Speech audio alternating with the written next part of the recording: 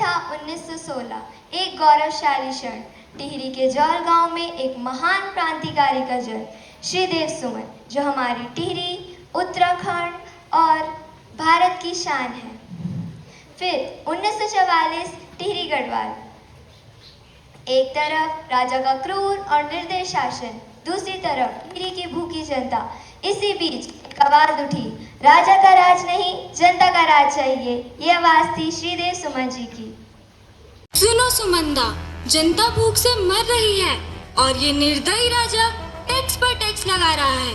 टिहरी के घरों में चूल्हे नहीं, बल्कि लोगों के मन, शरीर दोनों भूख से जल रहे हैं।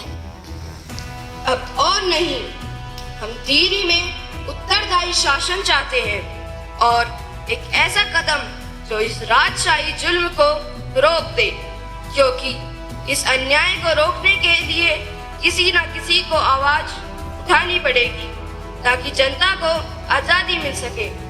जनता चुनेगी अपना शासन, राजा नरेंद्र शाह को गद्दी छोड़नी पड़ेगी। पर जेल हो जाएगी सुमंदा, घर परिवार का क्या होगा? अपनी माँ के बारे में सोचा है कभी?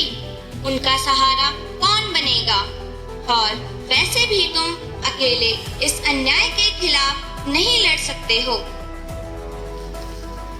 जेल से डरेंगे तो आजादी कैसे मिलेगी? नारा लगाओ, टिहरी की जनता जिंदाबाद, टिहरी की जनता जिंदाबाद, टिहरी की जनता जिंदाबाद।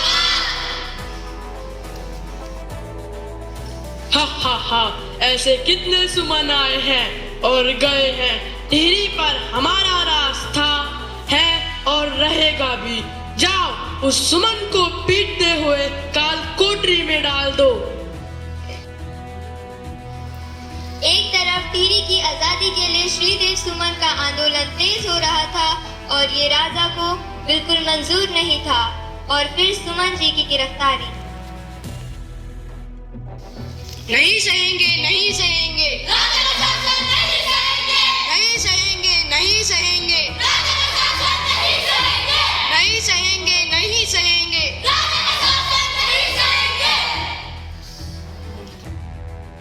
अरे सिपाही, पहले इस श्रीदेव सुमन को पकड़ो, बाकियों को छोड़ दो।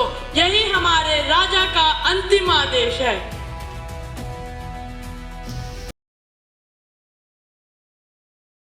क्या सोच रहे हो सुमन? लो खाना खा लो। तुम्हारे अकेले के सोचने से कुछ नहीं होगा। तुम्हें पता नहीं है कि राजा कौन है और तुम्हें क्या सजा दे सकता है। जब तक मेरे टिहरी के लोगों को राजा के निर्दय राज से आजादी नहीं मिल जाती, मैं भी खाना नहीं खाऊंगा। यह मेरा प्रण है।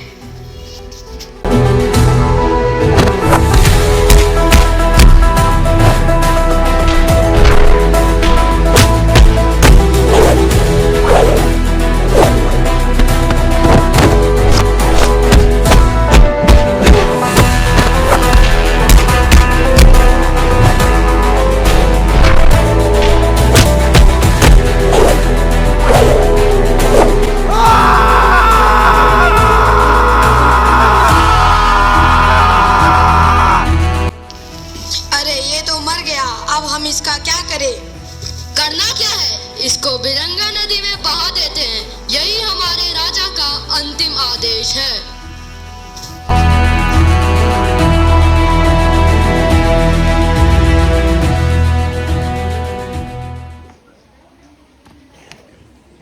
आखिरकार 84 दिन के अनशन के बाद टिहरी की माटी ने अपना लाल खो दिया, पर देव सुमन मरकर भी अमर हो गए।